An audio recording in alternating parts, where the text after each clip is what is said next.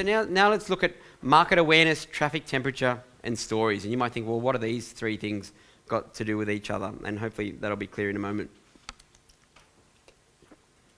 So traffic temperatures, we've spoken a little bit about this.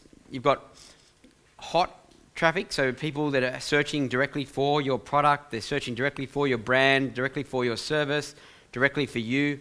That's hot traffic. They know you, like you, trust you, they want it, or they might just want what it is that you sell. And then you've got warmer traffic. They might be solution aware. They know that there's a solution to their problem. They're actively searching for it, or they're open to it. And then you've got cold traffic, and your product or service may be ideal for them, but they really don't even know that the solution exists. They don't know that you exist, that kind of thing, and they really don't care about you. So what we have seen is, if you want to scale a business like up to a couple $1 million, you can probably do that with hot traffic and warm traffic.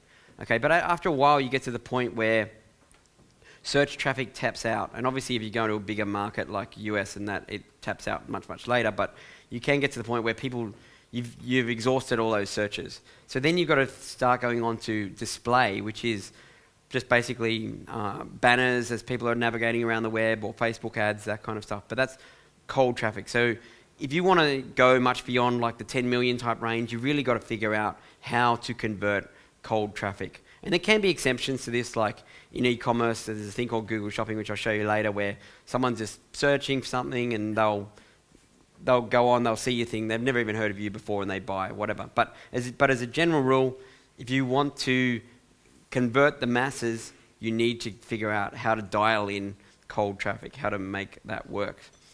Something that I learned from Russell Brunson in the last year, as I mentioned, I was in his coaching his mastermind over the last year. One of the biggest things that I got out of that was this concept of an epiphany, and I've got it defined there as a moment of sudden and great revelation or realization. So an epiphany is when all of a sudden you've gone like, oh damn, that's amazing. Or because if you think about everything that you're doing at the moment, whatever career you're in or whatever hobbies you've got, that kind of stuff. Like, so say for example, me with surfing, at some stage I've gone, like sort of got it together and thought, and ridden an amazing wave, and then gone, oh, far out, this is it, I'm gonna surf until the day I die, or pretty much, or I can't walk anymore, that kind of thing. So I've had an epiphany about that. Everything that you're doing, you've had an epiphany about at some stage. What we have learned though is, if you try to sell to someone and you use technobabble. So say for example, I'm really into digital marketing.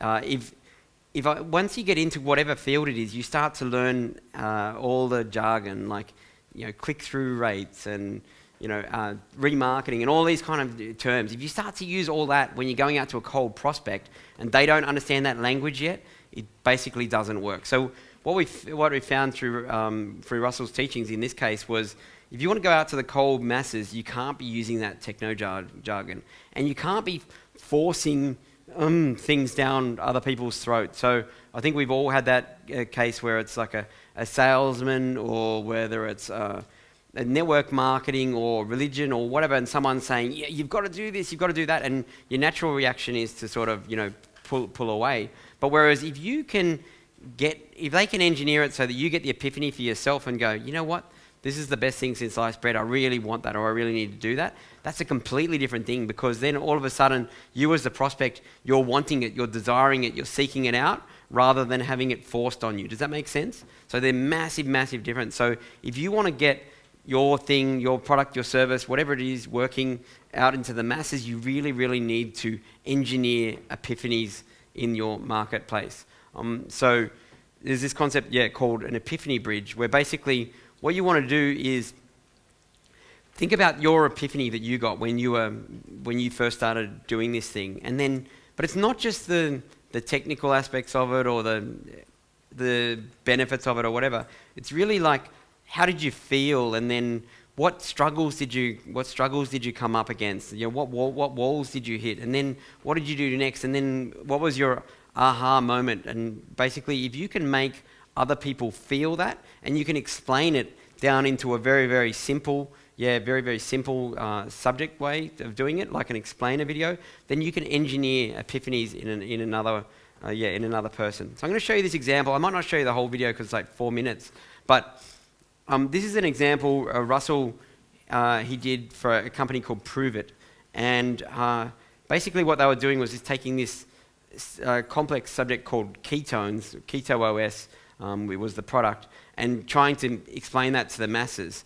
But if you go up to people in the masses and saying, the reason why you're overweight is because your body's not in ketosis, and you need to start doing this and that to get into ketosis, and you're basically going to lose them. But then, so what they did was Russell wrote them this script, and this was then their people. This was like their main sales tool that got people to get the to basically get the epiphany. And this one video was the secret of how they went from 0 to 100 million in the last year.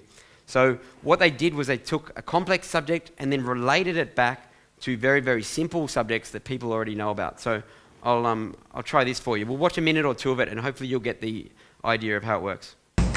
Okay. Have you ever built a campfire before? If so, did you know that by building that fire, you've actually unlocked the power for unlimited energy, fat loss, and focus? Let me explain. When you build a campfire, there are 3 types of fuel that you can use: kindling, logs, and coal. Now, the kindling is the easiest to catch on fire. It burns fast, and if you're not careful, it'll be gone before the larger logs even catch on fire. The logs take a little bit longer to catch on fire, but if you're able to burn them correctly, eventually they will catch the coals on fire and give you a nice long heat that'll keep you warm throughout the night. So how does knowing that give you unlimited energy, fat loss, and focus? Well, did you know that there are also 3 types of fuel that run your body? Carbs, proteins, and fats, and each one works differently inside of you. The first is carbs.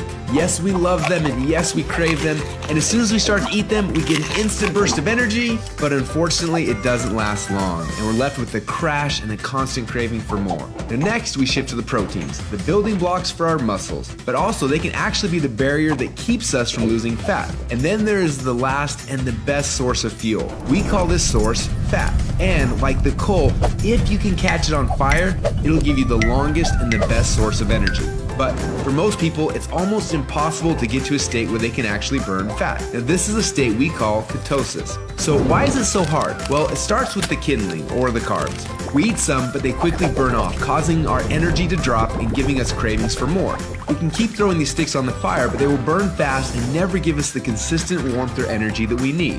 When you start to add proteins to this fire, your body can burn these logs as fuel a little bit longer, yet it still doesn't compare to what happens when you get your body to a state where it can actually burn fat. So why do we want to burn fats? Well, a few reasons. Common sense says that burning fats, well, it helps us lose fat, and he's right. But on top of that, when you get to a state where you're burning pure fats, they release ketones into your body. And these little ketones are like thousands of little motivational speakers running through your body. They give you energy, they give you focus, they make you feel incredible, and yes, they make the fat melt off your body because it's finally being burned off. It's no longer being guarded by the carbs and the proteins. So if getting through the carbs and the... So do you get the gist of how he took something that was really, really complex and then made it down into something simple?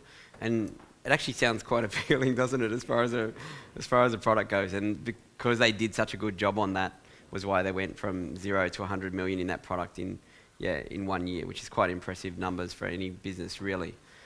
Check out that video. But basically what that's talking about is engineering an epiphany. So if you're going out to a colder market, think about, am I just forcing stuff on them, or what was the epiphany that I had? How did I feel?